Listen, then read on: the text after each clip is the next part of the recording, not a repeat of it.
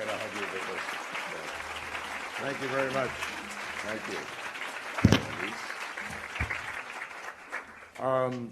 Thank you very, very much, Karen. Under the weather is a polite word for the crud. Anyway, thank you, Karen, for a wonderful introduction, and it's with great pride that I accept the nomination.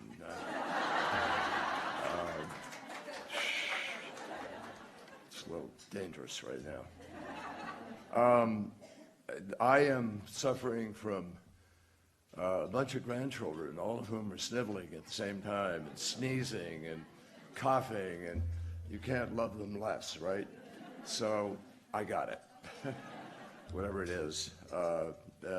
Literally a few hours ago, I didn't have much voice, but I wanted to come very, very much, and I'm genuinely honored to be able to be here. It's great to be surrounded by so many familiar faces, and I'm happy to see that all of you survived Thanksgiving and family.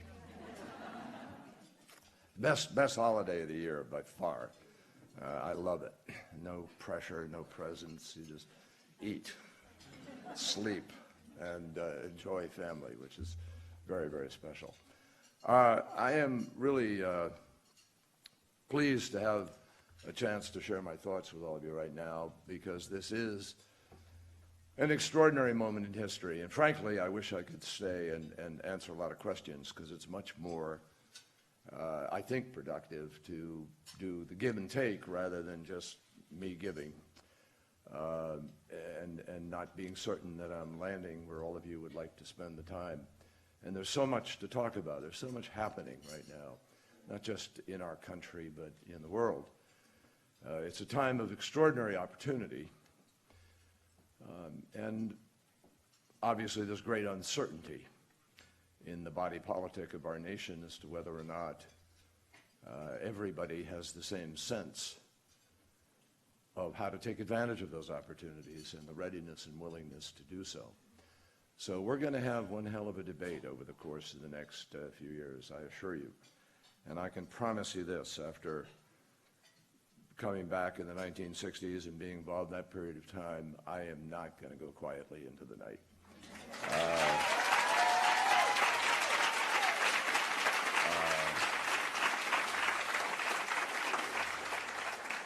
Now, back in the year 2000, when Secretary Madeleine Albright was nearing the end of her tenure in office, she spoke at this same event, and she pointed out that she was the first Secretary of State in history who was fully qualified to join this esteemed organization.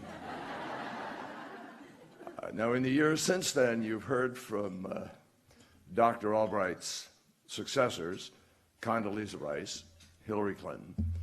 So by 2013, when I was sworn in, I could only hope that my appointment would kindle a dream across this nation, that even a little boy might grow up to be able to be Secretary of State.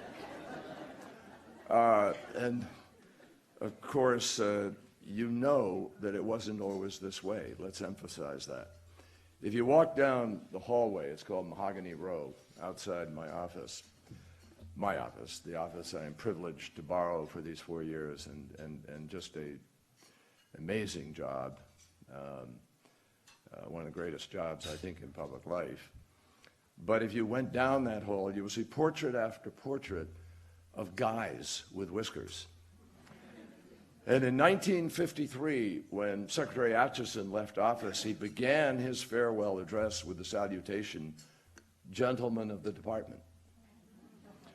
And until the early 1970s, a woman Foreign Service officer had to literally choose between keeping her job and getting married, because she wasn't allowed to do both. So for a long time, my friends, we were blind, but now we can see.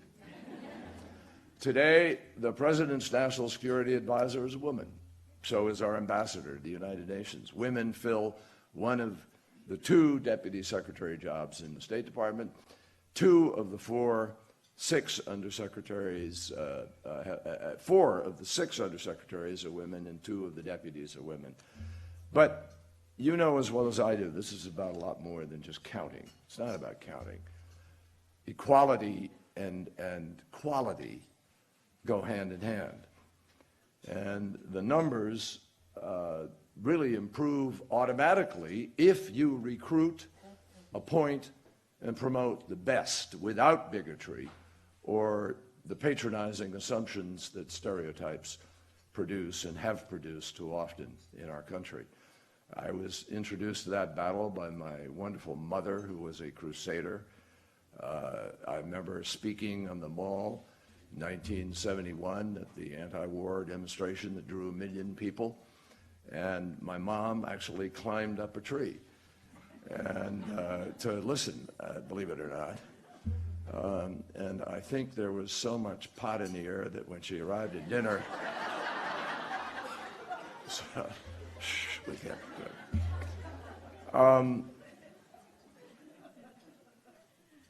The bottom line is that thanks to many of you in this room, the State Department's glass ceiling has been removed. Others have not, as we bitterly know.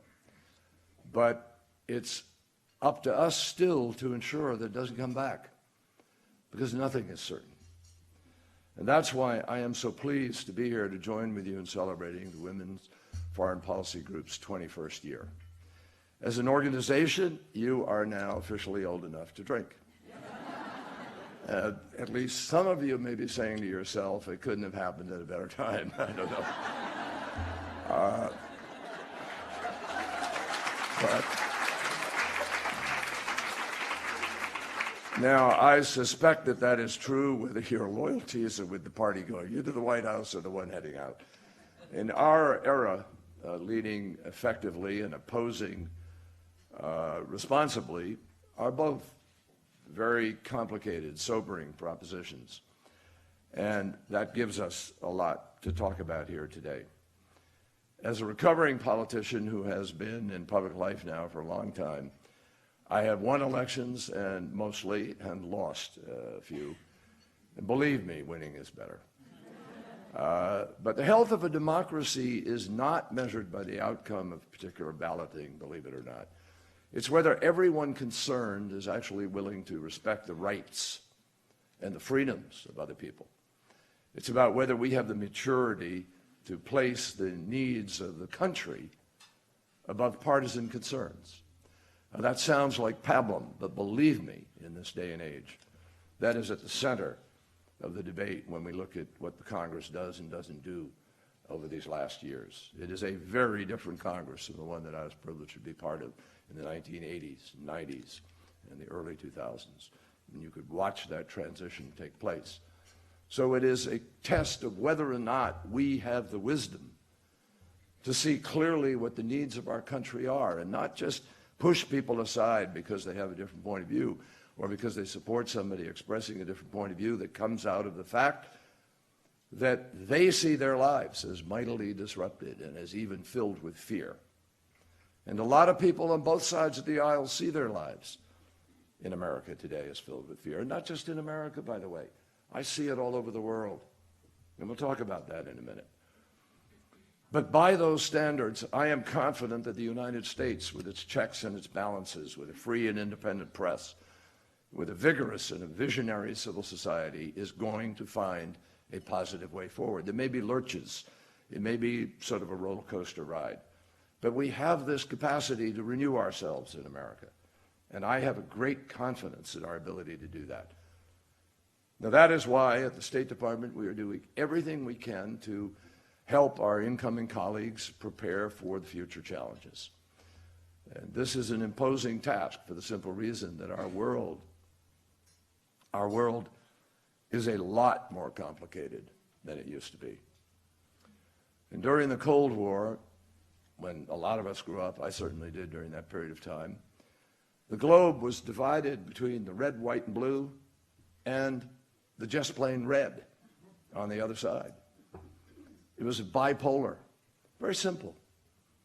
Them and us, east, west. I mean, it's really a time also when, because of economic development in the post-Marshall Plan, Cold War period, America was the only economic force, fundamentally. We could make decisions that were bad decisions and we could still win. That's not true today. A lot of other people share that economic power. A lot of other people feel stifled by some of the post-Cold War structure that they think favors certain countries over others. And we have to be sensitive to that. Diplomacy and public life are about not having a tin ear, being able to hear what other people say and what they see, and seeing through their lens, not just ours. Back in the Cold War period, there was no bigger event than a summit between the leaders between Washington and Moscow. Today, power is far more dispersed. It's less hierarchical. And change is as likely to be driven from the bottom as it is to be driven from the top. So for better and often for worse, non-state actors have assumed a very prominent role on the global stage. Most of the dying, and it took place in great numbers during the course of the last century, took place with state-on-state conflict.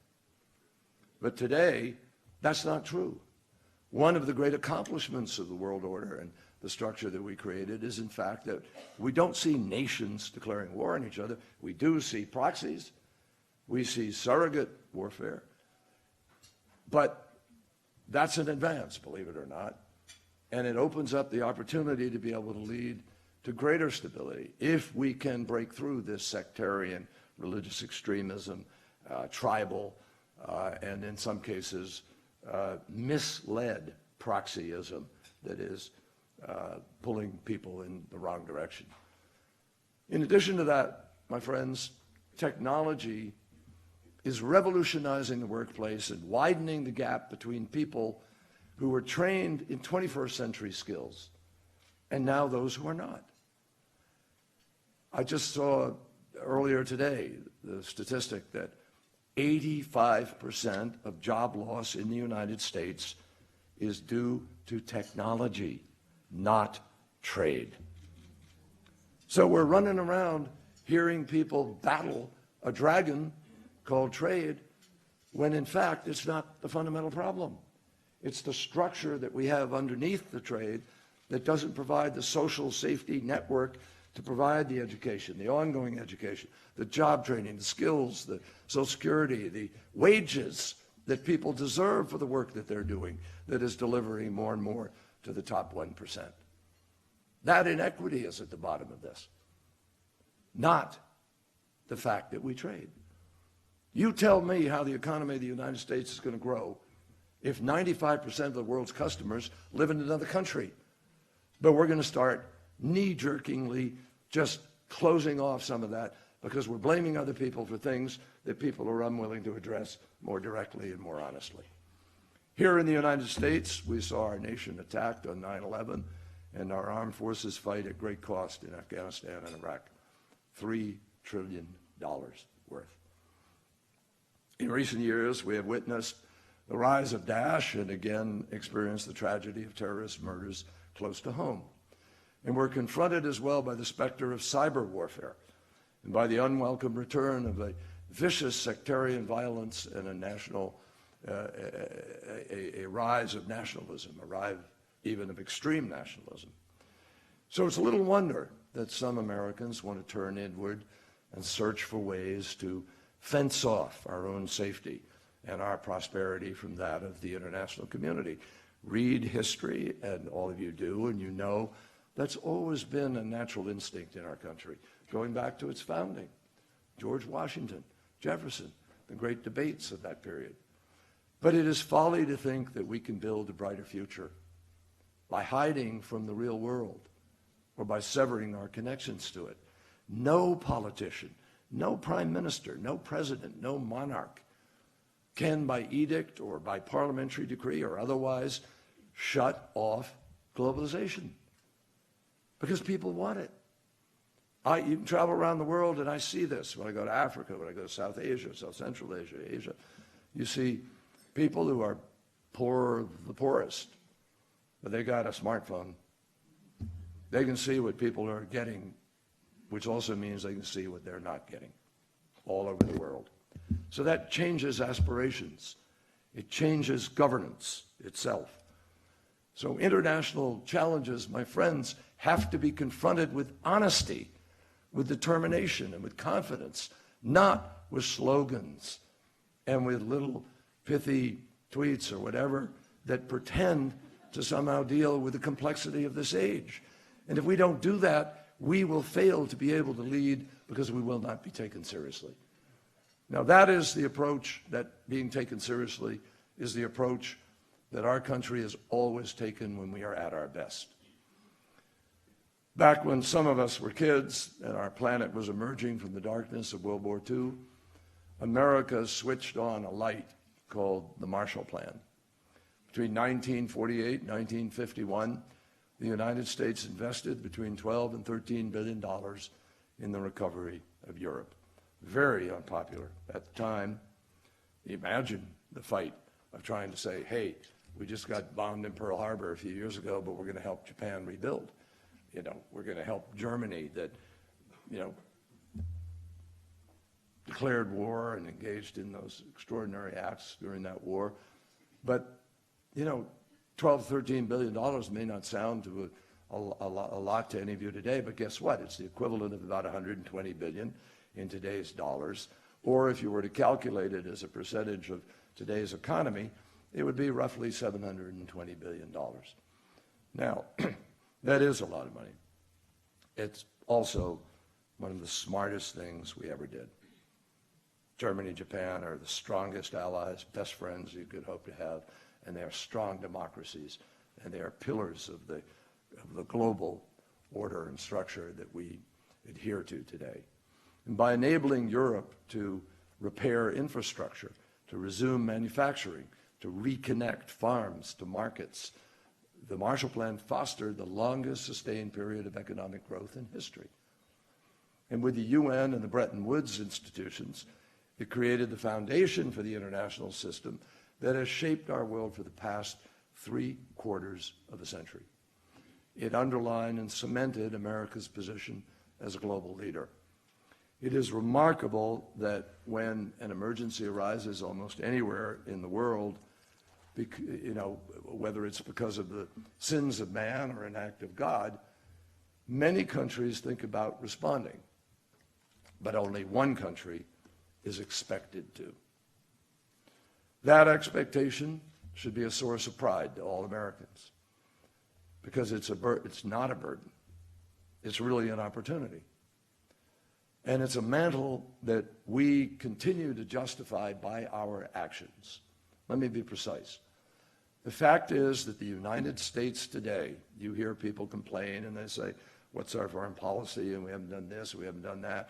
Well, it's easy to complain about Libya or Yemen or Syria, where things are pretty complicated, but the United States today, bottom line, and I'll defend this anywhere because the facts underscore it, we are more deeply engaged on more important issues in more parts of the globe than ever before in our history, and with very substantial consequences.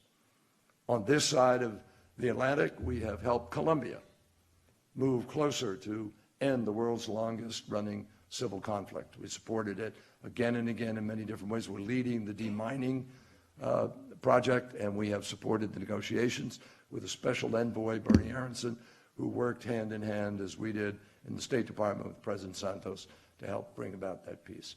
We have supported reforms in Central America to reduce pressure for illegal immigration with a $1 billion program to help Honduras and Guatemala, El Salvador. We've strengthened our standing in the hemisphere by resuming diplomatic relations with Cuba and making a commitment underlined this past week in the wake of Fidel Castro's death to support greater openness and freedom for the people of Cuba. Across the ocean, we've been steadfast in backing a democratic Ukraine, and those who complain should look at the reality that our sanctions, our engagement, our support for Ukraine actually prevented Russia from thinking it had an easy path just to march to Kiev. And they have paid an enormous price over the course of this year as a result of those sanctions. We've strengthened the defense of our allies with a forward assurance program, $3.4 billion to the frontline states of NATO, to our Baltics, to Central Europe. We've made clear that Great Britain's anticipated departure from the EU does not in any way weaken our bonds to a strong Europe or our special relationship with the UK. We continue to work with Russia on issues where our interests can coincide. But we would also like Moscow to do more to earn relief from the economic sanctions that have contributed to the country's longest recession in almost 2 decades. I might emphasize that we've heard a lot of self-congratulations coming out of Russia in recent times, but guess what? The ruble has declined precipitously. Capital has fled. Unemployment has climbed, all because of self-inflicted wounds. They're in their whatever month of recession and continuing to recede. In Asia, we're standing with our allies in opposition to threats posed by a belligerent North Korea. We've determinedly moved forward with that in order to defend the United States of America, not because we want to put it out there, we have to put it out there. And we keep pushing China, asking China to join with us in putting greater pressure on North Korea. We've deepened our strategic dialogue with India. We've enhanced cooperation with Vietnam. We've seen democratic gains in Burma, where a freely elected parliament has been seated for the first time. All the while, our vital relationship with China continues to feature breakthroughs in some areas. Climate change. When I first came into office, within a month, I sat down with our climate team and I said, when we go to China, we have to get China to change. Because we all remember the bitter outcome of Copenhagen, where everything crashed and we were unable to move forward. China leading the G22 against us. So we put together a plan. I called the state councilor and I said, look, we got to create a working group. We've got to work at this. We've got to find common ground. We can lead the world in order to create a climate agreement. Went to China. They agreed. We worked for a year. At the end of the year, we not only had a working group, we were able to have our 2 presidents stand up, announce their intended emissions reductions, China, the United States, in partnership on climate change, and that set the tone for us to be able to go to Paris and have 190 countries sign the most far-reaching climate agreement ever achieved. That's what we were able to do.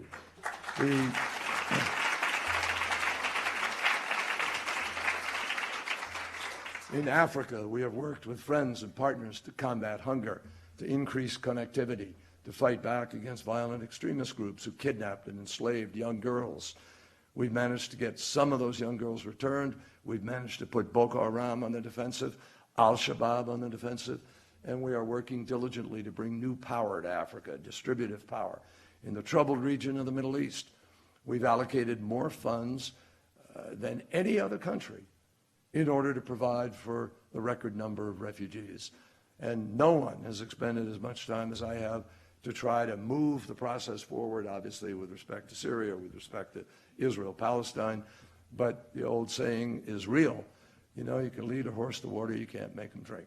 If they're not prepared to take the risks, everybody knows what has to be done, but if they're not ready, then there's no way to force feed it. There are, however, other things that we can do that may try to save the possibilities of a 2-state solution, and we have to think about that. We've worked with the UN and other partners on behalf of peace in Yemen and stability in Libya, and I predict that in the next days we may be in a position to be able to move the process forward in both places. We also continue to explore every opportunity to halt the carnage in Syria, and I assure you we're not going to give up. I'm not going to give up until, I'm not even going to give up the day I leave. I will continue to try to find ways to move forward, but we're going to continue to press this. Why? Because the people of that country, and especially Aleppo, are in desperate need. This is the greatest humanitarian disaster since World War II. And every day, the violence just begets more violence. It is morally despicable to bomb hospitals, deny food to the starving, and we will continue because the path to peace and a peaceful transition is open only if the parties agree to walk down it, and we need to continue to push them in that direction.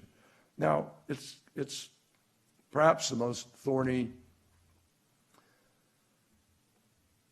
conundrum I have encountered in the course of a lifetime of dealing with foreign policy issues, because it is really almost, I mean, there are maybe 6 wars going on in the same place, each with different demands, each with different objectives. I mean, you have Saudi Arabia and Iran at loggerheads together with members of the GCC in the region. You have Kurd on Kurd. You have Kurd on Turk. You have Turkish aspirations with respect to Syria. You have Hezbollah from Lebanon engaged on behalf of sectarianism that is dangerous. You have Iran, obviously, with its influences in the region. So you have Iran and Assad versus the opposition. You have Shia versus Sunni. And you have different Arab countries like Egypt, Kuwait, UAE, Jordan, in slightly different positions from some of the other Arab countries that are more willing and non-Arab to support extremists in the region. And you have Turkey, Qatar, and Saudi Arabia with a different set of aspirations with respect to outcomes. That's a mishmash, believe me. And in the end, I'm very hopeful still that there is a commonality of interest in moving forward around peace that could let the Syrian people decide their future and provide for a unified state, which the Russians, Iranians, and United States and the Arab countries have all said we share as a common goal. So there is a common outcome that we'd like to see, but different interests that need to be protected as you try to move in that direction. As horrific as the Civil War has been, I want you to just imagine the danger and the toll that would exist had we not forged an agreement with the Russians, and Lavrov and my conversations to agree to remove 1,300 tons of chemical weapons and precursors from the battlefield. If we hadn't done that before Daesh came alive, the Daesh that we already know has used some precursor chemicals mixed with chlorine and as a gas, would have available to them some very serious weapons of mass destruction. So that was providential. And consider where we would be if Iran's nuclear program was still going ahead full steam in the middle of all of this. Remember that before the negotiations began on the Joint Comprehensive Plan of Action, Iran had already developed the ability to produce enough fissile material for nuclear device in just 2 months. And they had enough highly enriched uranium to build 10 to 12 bombs. That's where we were, 2 months away from bomb. But under our agreement, Iran agreed to actually reverse that direction altogether. It has shipped 98% of its enriched uranium out of the country, shut down 2/3 of its centrifuges, filled the core of a plutonium reactor with concrete so it could never be used again, and abided by a state-of-the-art verification regime. Now, I know that some people have said that Iran is such a huge threat that we shouldn't have attempted to do that we should have passed up the best chance we had for the international community to come together and block each and every one of Iran's pathway to a nuclear weapon. But I got to tell you something, folks. That argument just doesn't compute under any reasonable standard of common sense. The Iran agreement has made the world safer, including our allies and our friends in the Middle East. And the world is also safer because we and our allies have been taking the fight to Daesh, ISIL. Think back to the summer of 2014. Daesh terrorists were rampaging across Syria and Iraq. You remember the television images of black flags and Toyotas and convoys just marching, driving down the road. And Baghdad was threatened. They were plundering cities and murdering and torturing the innocent people. They were killing Yazidis because they are Yazidis. They killed women because they're women. They killed young girls. They beheaded people in public. They killed Jews because they were Jews. They killed Christians because they were Christians. That's genocide. That's what they were doing. And we sent our bombers in without even yet having a coalition in order to stop that onslaught. And we succeeded. And then we rebuilt the Iraqi army. And then we put 67 countries together in a coalition. And we heard the dire predictions that Baghdad was about to fall and that young people from every corner of the globe were going to flock to Daesh's black flag. And indeed, we saw the internet put to use as people came to be foreign fighters in that country.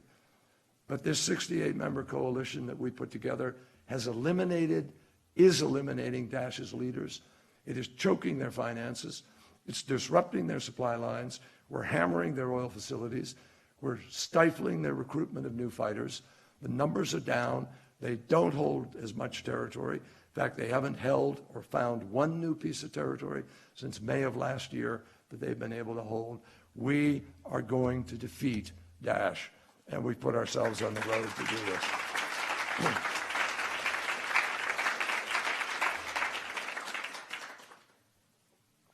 We have liberated partners on the ground in Kobani, Tikrit, Fallujah, Ramadi. We're closing in on Mosul. We're beginning to isolate Raqqa. And Mosul, as you know, is the so-called spiritual capital of their so-called caliphate. We're also beginning to tighten the noose around the head of its administrative network, which is in Raqqa, Syria. And the struggle ahead, like the fighting we see today, is going to be hard, it's going to be bloody, but I am absolutely confident about our ability to reduce Daesh, as we did Al-Qaeda, by the way, in Afghanistan, and as we have now in Libya and are elsewhere. This is a constant fight. It's a challenge, and I'll speak in a moment about that challenge. But I am confident that our success is going to make an enormous dent in Daesh's credibility and in its effort to portray itself as a winner. And it's partly the narrative that has helped to bring these recruits to it over the course of the last years. The loss of Mosul and Raqqa is not going to put an immediate end to them as a insurgency, but it's going to change the whole dynamic of the region. And as you know, they're pursuing an international presence, and they have an identity that they've cultivated, a narrative, if you will, and now it's much tarnished, but it'll remain a threat for a period of time, but we can have confidence in our ability globally to change things. Now, that depends on some other things, and I want to get to that in a moment. It is the insurgency that makes it so important that we establish a long-term way of dealing with this. No one hears much about the attacks that don't happen. But by sharing information as we are now, as never before, our coalition is actually helping to deter and break up plots before anyone gets hurt. And there are many instances of this that historically will become evident as time goes on. The bottom line is, as I said, this is a fight you can be confident, which people were not confident about 6 months, 9 months, a year ago. But now you can be confident that we are going to fight back effectively and win this challenge. We're also going to prevail, and this is very important, without altering the nature of our societies, without succumbing to bigotry, without betraying the democratic values the terrorists have vowed to destroy. Now, there are aspects of promises made in the course of this campaign that may challenge some of that. And we're going to have to be very vigilant as a nation to make sure we don't go backwards on any of those principles and values. I also believe our diplomacy is making a profound difference on global issues, including climate change. I mentioned that last December, 190 countries came together in Paris to set ambitious targets for the emission reductions of greenhouse gases. That was unthinkable a few years ago, just a very few years ago. That kind of agreement usually takes several years to bring into force after being agreed to. We did it in 10 months, folks. But the Paris Accord is only part of the strategy. We also reached an agreement on carbon neutral growth in the international civil aviation industry. If you took civil aviation and looked at it as just a country all by itself, it's one of the 12 biggest emitters in the world. But now we have a means of reducing it because it wasn't covered by Paris. We also won approval for the Montreal Protocol that will phase down the use of heat-trapping HFCs, which are what used in refrigerants, so that we will be switching out of them because they're hundreds of times more damaging than CO2. This is a step that in itself could reduce global warming by a full 0.5 degree Celsius between now and the end of the century. So I've been at this climate debate challenge for many, many years now, beginning when I was a lieutenant governor in Massachusetts and I dealt with acid rain in 1982. Climate change is growing as a threat in so many ways that are very hard to convey to people. I mean, it's very hard to talk about the nature of the threat, which is existential, and get people to relate to it because it is so enormous and so big. People look at the oceans and say, my God, how could I affect what's going on in the oceans? But the truth is that the acidification of the oceans coming from CO2 is changing the ecosystem, perhaps irreparably. We see fish stocks changing. Fish stocks, by the way, are subject to too much money chasing too few fish. And so almost every fishing, the 8 of the major fisheries of the world, there are about 18 of them, are overfished, and the rest are at peak or nearly at peak. But with hundreds of millions of people coming in from poverty in China and India, all of whom now part of the middle class, they'll be looking for their share of fish and protein from it. And several billion people depend on that protein for jobs and for eating. So these are huge challenges that we have to face, and we can only face them on a multilateral global basis. That's why diplomacy is so critical. And that's why it's so imperative for us to approach that diplomacy, not with a sense that we just walk into the room and tell everybody what to do, but that we nurture our relationships, that we respect other people's point of view, that we bring them to the table in a forum of mutual respect, which is a very important component of global efforts. I think if you look, I just went to Antarctica to check this out, and I was stunned by the size and the power of the awesome wilderness that exists there. This ice sheet that in some places is 3 miles deep and been there for millions of years. But it wasn't always there. In fact, Antarctica wasn't always there. I don't know how many of you know, it floats. It's now grounded because of the weight of the ice, which pushes the continent down, and then the water that's warmer now flows in underneath the ice sheet, destabilizing the ice sheet even more. So we had the Larsen ice sheet, an area the size of Rhode Island broke off a summer or so ago. And scientists are extremely worried about the rate at which this change is surpassing what people even predicted. We just learned that in the Arctic, the North Pole was 36 degrees warmer than it has ever been recorded now. So we can't afford public people who ignore science. We can't afford to simply turn our backs on these realities. And climate change is literally a dire threat to our future security and to the prosperity of the planet. We're already seeing Miami Beach, where they're building pumps and raising the roads because the water's coming into Miami and they need to pump it out. We're already seeing in Boston, where high tides regularly come over the balustrade down in the city where the park is. We're already seeing in Norfolk, Virginia, the Navy making contingency plans because their ships are moored at piers that may be difficult to get to in times of storms and so forth. It's a security issue, folks, not a partisan issue. Logic screams out to us that no country can plausibly claim to be a global leader if it fails to lead on climate change. And it's not a question of what we can afford, believe me. Green technology is the greatest economic opportunity we face in the world today. The solution to climate change is energy policy. And we have solutions staring us in the face. The question is, are we going to make the decisions to use those solutions, or are we going to pretend that coal or some other fossil fuel is in fact cheaper, when if you really take the costs of climate change, of dislocation, of refugees, of particulates in the air from dirty air, and add it all up, kids who suffer from asthma during the summer and are hospitalized, that's worth $55 billion a year in America. Just think of what the overall costs are of the real price of what we are dependent on today. We have to have honest cost accounting in this process going forward.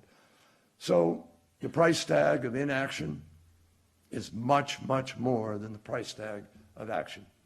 Lost food production, responses to floods and droughts. We spent $27 billion this year alone already in cleanup after storms. 11 billion of it was down in New Orleans after this. I mean, think about it, $27 billion, and we're struggling to find $1 billion for the Global Fund in order to help other countries deal with climate change.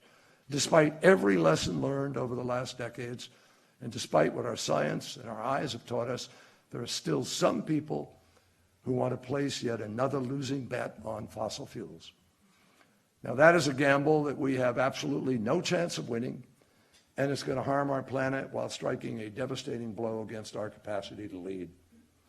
The right course is to accelerate our commitment to a true energy revolution and move ahead with giant steps on wind and solar, on fuel cell and storage, energy, battery storage, for instance, on realistic pricing of carbon. If government won't do it, then the private sector is going to need to do it, and the markets need to do it, and all of us need to be part of a movement to make sure that that happens. So there is no clearer test of the duty that we owe to future generations. The current administration still has more than 7 weeks to go, and believe me, we're going to push as hard as possible between now and then. And we want our new leaders to take office with every possible opportunity to build on what we've accomplished in the fight against terrorism, to reduce the nuclear danger, to strengthen our alliances, to curb climate change, and in other areas. And as we look ahead, I would dispel the damaging myth that still exists in our country. Ask any pollster, and she will tell you that most Americans believe we spend about 25% of our national budget on international programs. The reality is 1%. Why so little? Well, having served in the Senate for almost those 29 years, it's fair to say that Capitol Hill is not exactly inundated with letters from constituents urging an increase in foreign aid.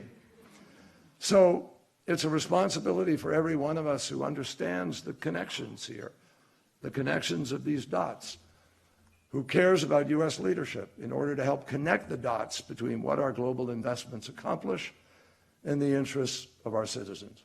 For example, we have to connect the dots between the safety of our citizens and the aid that we give to improve security at air and sea ports overseas. Pretty common sense. If they leak like a sieve, we're in trouble. We have to connect the dots between an Afghanistan, where the 9/11 attacks were conceived, and in Afghanistan, where the number of girls attending school now has risen by a factor of 12. Since we went there in 2001, when there were about 1 million kids, a little less kids in school, all of them were boys, almost all of them. Today, there are 9 million kids in school in Afghanistan, and about 40 to 45% of them are girls. It's an extraordinary transition. And if you think of that transition over 14 years, people who are 10 years old are, 25, 24. They're participants in society. They have a different set of hopes and aspirations.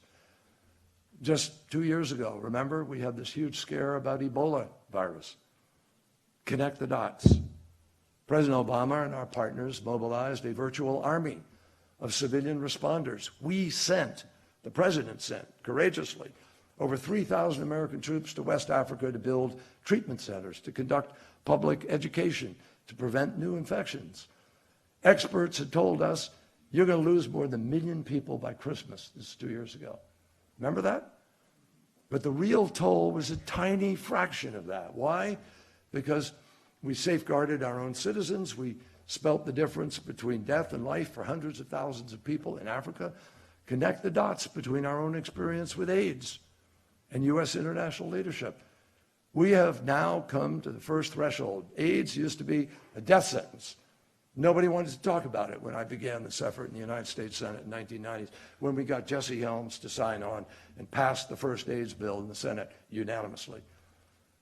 But now we're on the threshold of the first born free from AIDS generation in 30 years. 11 of our top 15 trading partners were only 10, 15, 20 years ago recipients of U.S. aid. They're now our biggest trading partners. And guess what? Each of them is today contributing to global security and to the well-being of their region. They are donor countries now. We live in a world where extreme poverty has been cut in half, where a child born almost anywhere can actually expect to live longer and a healthier life than ever before in history, where infant mortality is down, where women's mortality in birth is down. That did not happen by accident. It happened because the United States of America has led consistently and steadily and on a bipartisan basis. Our country today is blessed with an $18 trillion economy. Still the largest, most powerful, most dynamic economy in the world. That is no grounds for complacency, but we need to be asking ourselves how much more we can accomplish.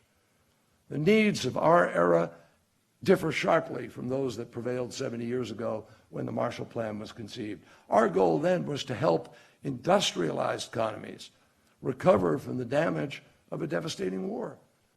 The urgent requirement now is to actually take non-industrialized economies, spur development, create jobs, generate sustainable growth, where industrialization is only just getting underway, if at all.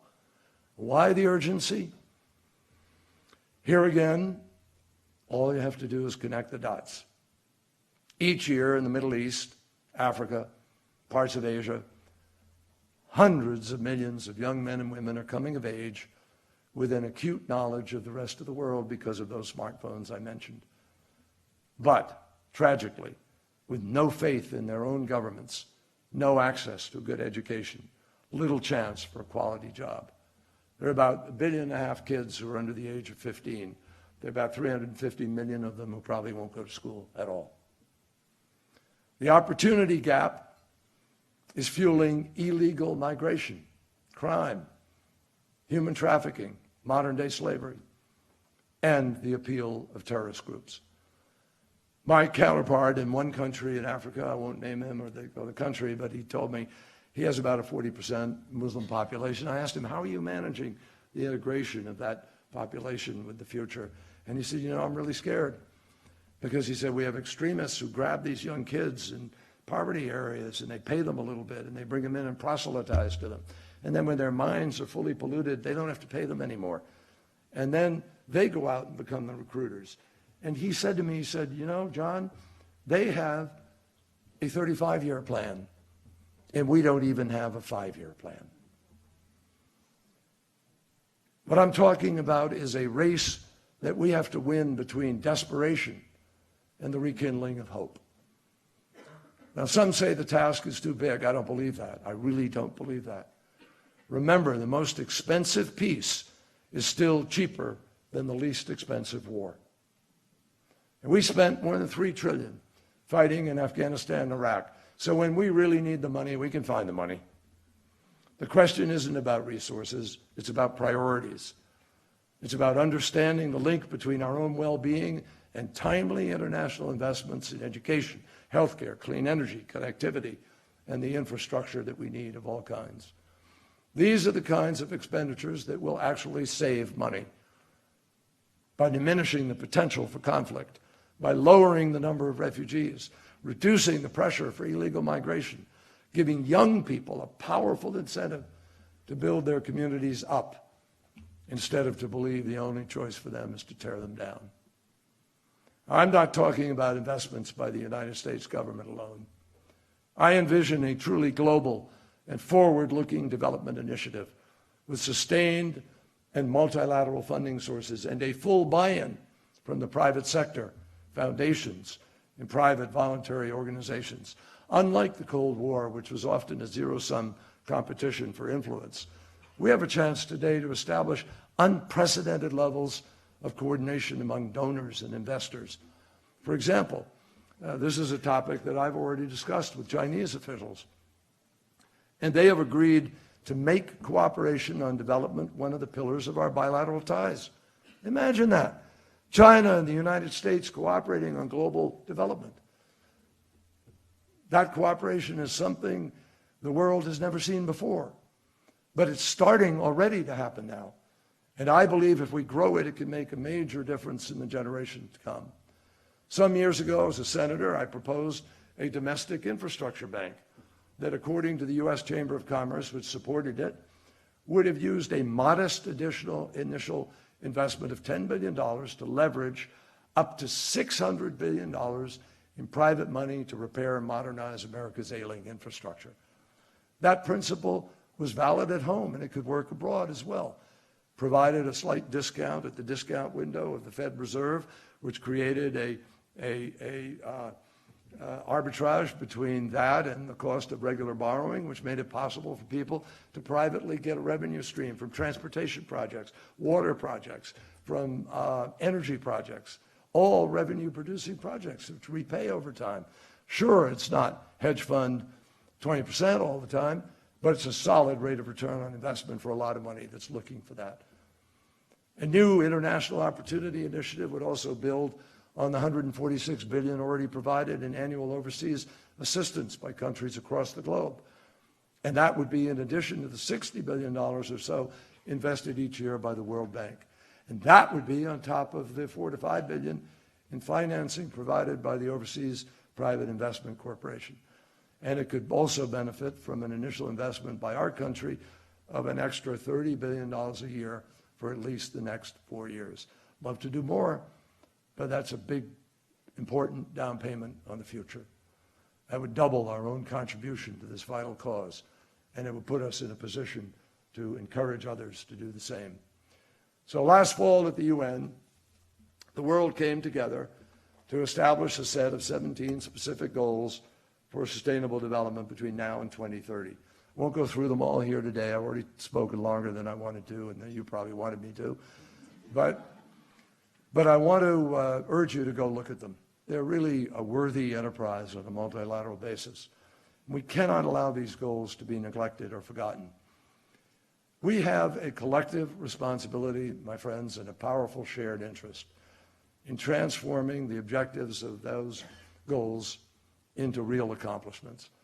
And make no mistake, we do have the ability, and we do have the resources to get those jobs done, provided we make the right choices, provided we have strong leadership, especially, though not solely, from the United States of America. The good news is that success does not require a change in direction.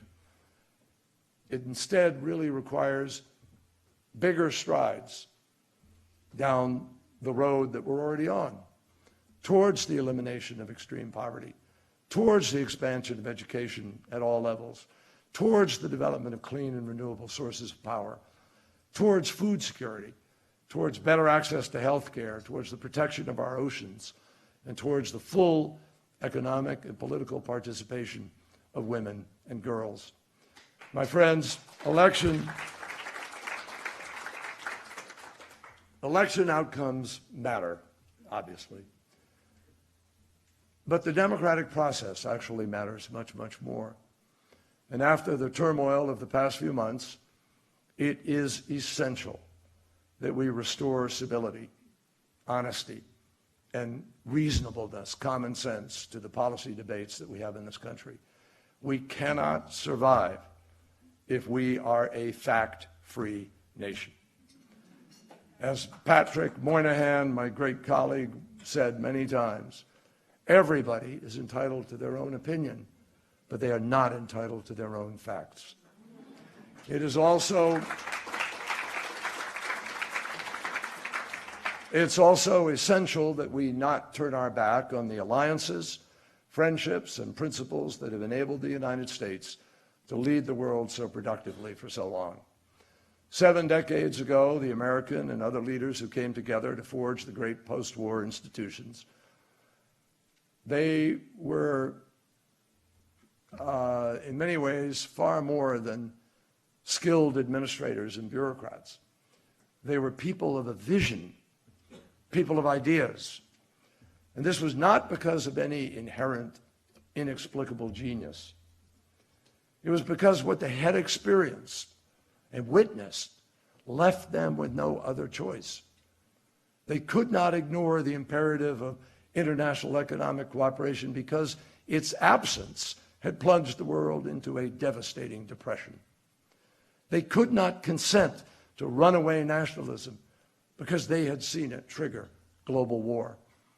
They could not deny the need to recognize basic human rights because the Holocaust had shown them what would happen when bigotry is allowed to go unchecked.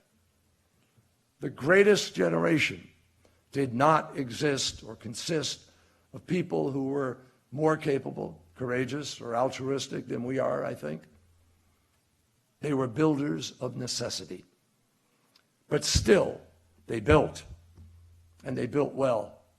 And it is our duty, whether we are inside or outside of government, to carry on that job. That's why the Women's Foreign Policy Group and comparable organizations are so absolutely vital to our democracy. You understand that the most basic interests we have and the most important principles that we cherish are not remotely partisan. America is defined and brought together, and this is unlike most other countries in the world. Many, many countries are defined by ethnicity or defined by a certain tribalism or a course of history or something. But we are a nation brought together not by ideology, but by a single enduring idea that we are all equal before the law. That's what unites us. That's what makes us exceptional. Not talking about how great we are. I sometimes grate at that. You know, when you hear everybody say how exceptional America is, we're really fond of telling everybody how exceptional we are. But what makes us exceptional is not talking about it, it's doing exceptional things. It's standing up for an exceptional principle. It's supporting dignity and rights of every human being in an exceptional way with an exceptional outcome. It is on that firm platform that we have to continue to build. So I thank you for your welcome here today as the holiday season continues. May God bless you all and continue to bless the United States of America. Thank you.